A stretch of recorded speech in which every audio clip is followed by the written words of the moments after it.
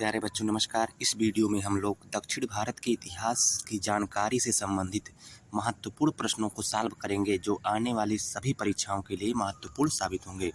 तो चलिए प्यारे बच्चों, इस वीडियो का पहला प्रश्न है प्राचीन भारत में विंध्य पर्वत से लेकर कन्याकुमारी तक का क्षेत्र क्या कहलाता था? मध्य भारत, दक्षिण भारत, आर्यावर्त या फिर दक्कन? इस प्रश्न का सही उत्तर है प्यारे बच्चों दक्षिण भारत, विकल्प बी दक्षिण भारत। प्रश्न नंबर 2, विंध्य पर्वत से लेकर कृष्णा नदी के उत्तर के क्षेत्र को क्या कहा जाता था? उत्तरापथ, दक्षिण का चंबुक चुंबक, दक्षिणापथ या फिर सुदूर दक्षिण? इस प्रश्न का सही उत्तर है दक्षिणापथ, विकल्प सी। प्रश्न नंबर 3, कृष्णा नदी से लेकर कन्याकुमारी तक के क्षेत्र को क्या कहा जाता था? दक्षिणापथ, दक्कन, सुदूर दक्षिण या फिर चोल देश? इस प्रश्न का सही उत्तर है सुदूर दक्षिण। प्रश्न नंबर 4, दक्षिणापथ शब्द का प्रयोग सर्वप्रथम किस बौद्ध ग्रंथ में मिलता है? जातक में, विनय पिटक में, दीर्घ निकाय में या फिर सुत्त निपात में? इस प्रश्न का सही उत्तर है सुत्त निपात में। प्यारे बच्चों, चैनल को सब्सक्राइब कर दीजिए। प्रश्न नंबर 5, प्राचीन काल में अरब सागर को किस नाम से जाना जाता था? महोदधि, रत्नाकर, क्षीर सागर या फिर इंदु सागर? इस प्रश्न का सही उत्तर प्यारे बच्चों प्राचीन काल में अरब सागर को रत्नाकर नाम से जाना जाता था, विकल्प बी। प्रश्न नंबर 6, प्राचीन काल में बंगाल की खाड़ी को क्या कहा जाता था? इंदु सागर, रत्नाकर, महोदधि या फिर क्षीर सागर? इस प्रश्न का सही उत्तर प्यारे बच्चों विकल्प सी महोदधि। प्रश्न नंबर 7, प्राचीन काल में हिंद महासागर को क्या कहा जाता था? क्षीर सागर, इंदु सागर, महोदधि या फिर रत्नाकर? इस प्रश्न का सही उत्तर प्यारे बच्चों प्राचीन काल में हिंद महासागर को इंदु सागर के नाम से जाना जाता था, विकल्प बी इंदु सागर। प्रश्न नंबर 8, भृगु कक्ष प्राचीन काल में किस तट का बंदरगाह था? पूर्वी तट का, उत्तरी तट का, पश्चिमी तट का या फिर दक्षिणी तट का? इस प्रश्न का सही उत्तर है प्यारे बच्चों पश्चिमी तट का, विकल्प सी। प्रश्न नंबर 9, प्राचीन काल में उत्तरापथ और दक्षिणापथ के बीच एक विभाजक के रूप में कौन सी नदी कार्य करती थी? गोदावरी, नर्मदा, कृष्णा या फिर कावेरी? इस प्रश्न का सही उत्तर है प्यारे बच्चों नर्मदा, विकल्प बी। प्रश्न नंबर 10, किस नदी को पल्लवों की वल्लभा या पल्लव प्रिया कहा जाता था? तुंगभद्रा को, कावेरी को, गोदावरी को या फिर पेरियार को? इस प्रश्न का सही उत्तर है पल्लवों की पल्लव प्रिया या वल्लभा कावेरी नदी को कहा जाता था, विकल्प बी कावेरी नदी को। प्रश्न नंबर 11, ऋग्वेद में दक्षिणापथ शब्द का उल्लेख किस संदर्भ में किया गया है? व्यापार मार्ग के संदर्भ में, युद्ध प्रदेश के संदर्भ में या फिर निर्वाचित व्यक्ति के निवास के स्थान के रूप में या फिर तीर्थ स्थल के संबंध में? इस प्रश्न का सही उत्तर प्यारे बच्चों विकल्प सी निर्वाचित व्यक्ति के निवास स्थान के रूप में दक्षिणापथ शब्द का उल्लेख किया गया है।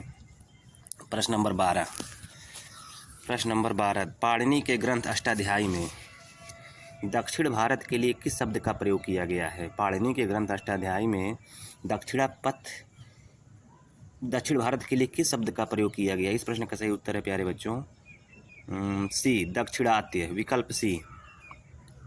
प्रश्न number 13, periplus of the erythraean sea में दक्षिणाबदेश और दमीरिका नामक शब्दों का प्रयोग क्रमशः किसके लिए किया गया है?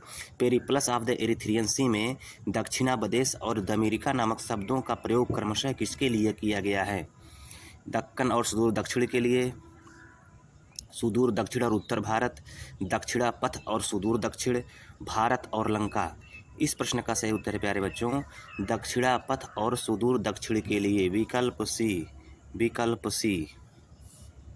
प्रश्न नंबर 14, किस ऋषि को दक्षिण भारत में आर्य संस्कृति के प्रसार का श्रेय दिया जाता है? वशिष्ठ ऋषि को, भारद्वाज को, अगस्त्य को या फिर विश्वामित्र को? इस प्रश्न का सही उत्तर है प्यारे बच्चों विकल्प सी अगस्त्य ऋषि को। प्रश्न नंबर 15, सर्वप्रथम किस ग्रंथ में दक्षिण दिशा में स्थित कुरु और पांचाल का उल्लेख मिलता है?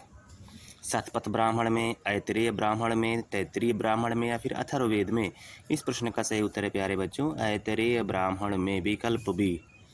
प्रश्न नंबर 16, कल्याणी के चालुक्य शासक विक्रमादित्य षष्ठ के जीवन पर कौन सा ग्रंथ लिखा गया है? रास्तरंगड़ी, विक्रमांक देवचरित, पृथ्वीराज रासो या फिर हर्षचरित। इस प्रश्न का सही उत्तर है प्यारे बच्चों विक्रमांक देवचरित। विकल्प बी विक्रमांक देवचरित, इसकी रचना बिल्हड़ ने की थी। प्रश्न नंबर 17, सोढ़ल की रचना अवंति सुंदरी किस राजवंश का उल्लेख करती है? सोढ़ल की रचना अवंति सुंदरी किस राजवंश का उल्लेख करती है? चोल, चालुक्य, राष्ट्रकूट या फिर पल्लव। इस प्रश्न का सही उत्तर प्यारे बच्चों पल्लव राजवंश का उल्लेख करती है। विकल्प डी पल्लव राजवंश का उल्लेख करती है। प्रश्न नंबर 18, मत्स्य विलास प्रहसन नामक ग्रंथ की रचना किसने की? राजशेखर ने, महेंद्र वर्मन प्रथम ने, बाणभट्ट ने या फिर अश्वघोष ने। इस प्रश्न का सही उत्तर है विकल्प बी महेंद्र वर्मन प्रथम ने। प्यारे बच्चों चैनल को सब्सक्राइब कर दो अगर प्रश्न आपको उपयोगी लग रहे हो तो। प्रश्न नंबर 19, जय गोंडार की रचना कलिंगत्तु पराड़ किसके युद्ध और विजय पर आधारित है? राजराज फर्स्ट के विजय पर आधारित है, कोलुतुंग फर्स्ट के, राजेंद्र फर्स्ट के या फिर परांतक के। इस प्रश्न का सही उत्तर प्यारे बच्चों कुलोतुंग फर्स्ट के युद्ध और विजय पर आधारित है कलिंगत्तु पराड़। इसकी रचना किसने की थी? जय गोंडार ने। एग्जाम में प्रश्न पूछ सकता है कि कलिंगत्तु पराड़ की रचना किसने की? जय गोंडार ने। विकल्प 20, प्रश्न नंबर 20, सेक्किलार का ग्रंथ पेरिय पुराणम किस विषय पर प्रकाश डालता है?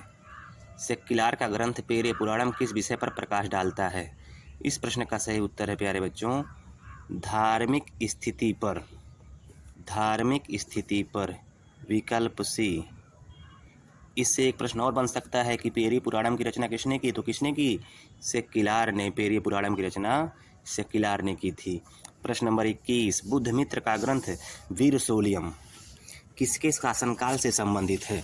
बुद्धमित्र का ग्रंथ वीरशोलियम किसके शासनकाल से संबंधित है?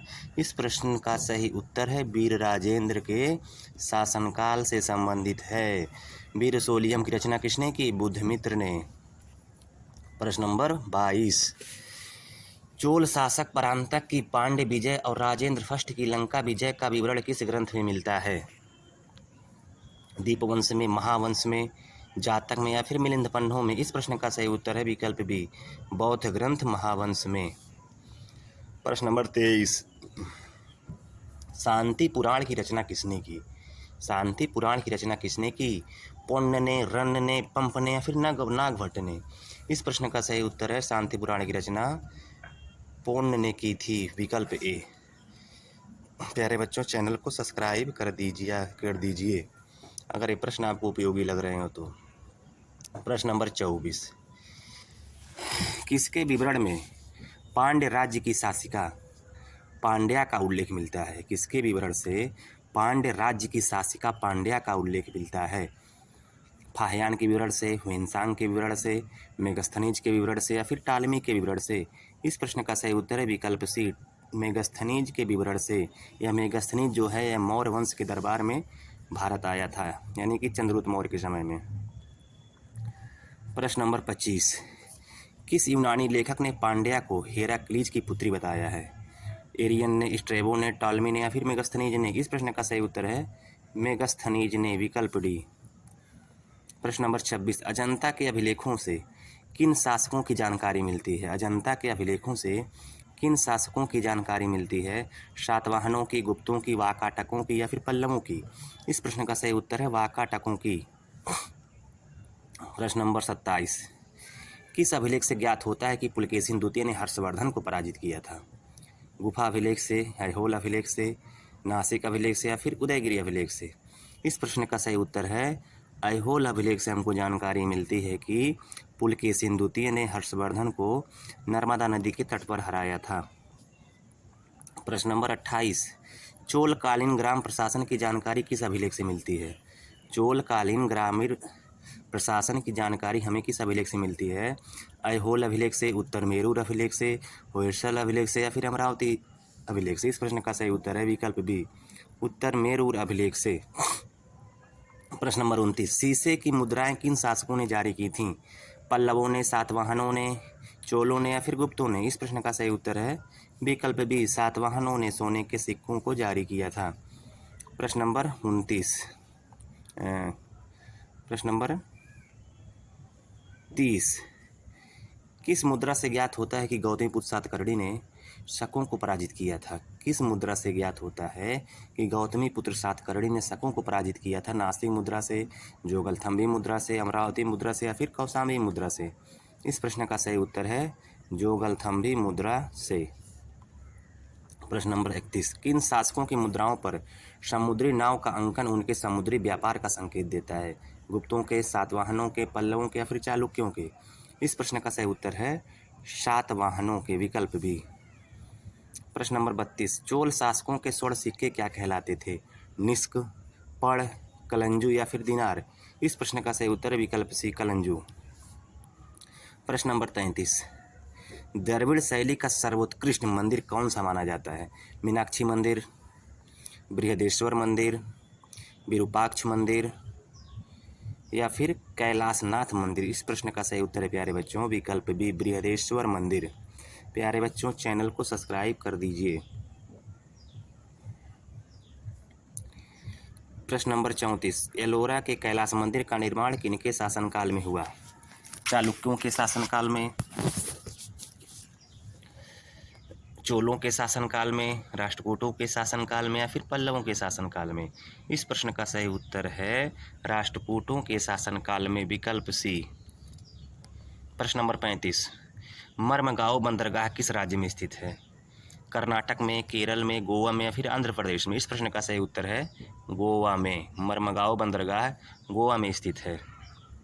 प्रश्न नंबर 36, दक्षिण भारत की किस नदी को दक्षिण की गंगा कहा जाता है?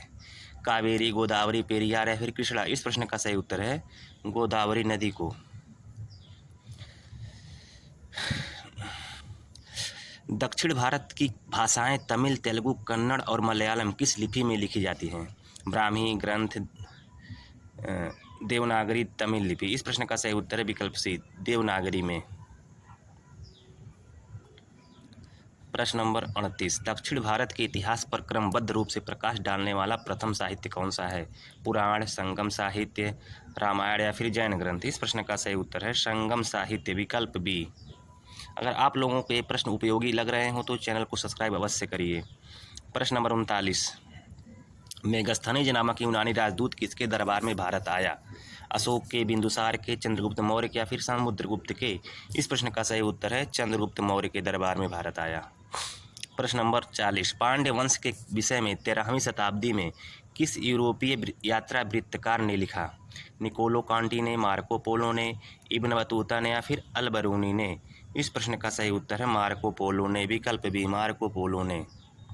प्रश्न नंबर 41, प्रश्न नंबर 41,